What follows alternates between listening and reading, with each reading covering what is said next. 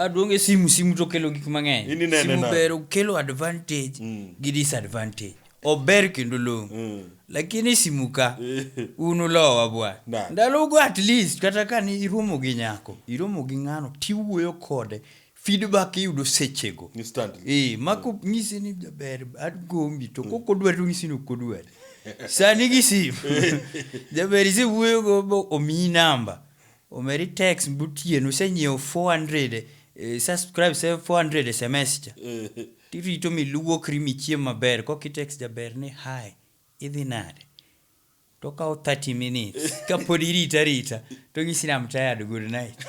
399 message idwa chako timo na. To message be expires auchiel gotieno. Be expires auchiel gotieno. Ngeni mane matimo kor ichako dondri gi ji. Chuno ni iyudo ichako nyaka text landlord gi SMS mido ni landlord chacha okata ne okadwa oro ni mwandu ni cha